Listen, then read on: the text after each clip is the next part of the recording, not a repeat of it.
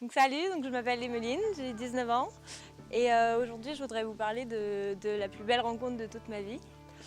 Ça s'est passé suite à la maladie de mon grand-père qui avec l'âge s'est aggravée en 2010. Donc il est devenu très très malade au mois de juin. Il s'est retrouvé du jour au lendemain à devoir aller à l'hôpital et donc ça a fait un grand choc dans la famille. Et c'est à partir de ce moment-là, du coup, que j'ai commencé un petit chemin de préparation, de foi pour préparer un peu, anticiper la mort de mon grand-père, enfin son départ, et pouvoir trouver les justes mots et réussir à bien aborder ça parce que la mort fait partie de la vie et que c'était un chemin qu'on doit tous prendre. Donc avec ma marraine du Verbe de Vie, j'ai beaucoup parlé, beaucoup échangé tout au long. Donc on s'est vu surtout au mois de juillet, au mois de novembre. Et puis donc ça a été très rythmé avec des temps de prière et on s'est vraiment compris.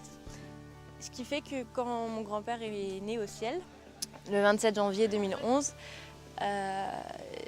j'ai eu mon premier réflexe déjà a été d'appeler ma marraine du Verbe de Vie pour entendre ses mots, ses paroles, pour être rassurée en somme. Et donc le surlendemain, j'ai été voir mon grand-père au funérarium.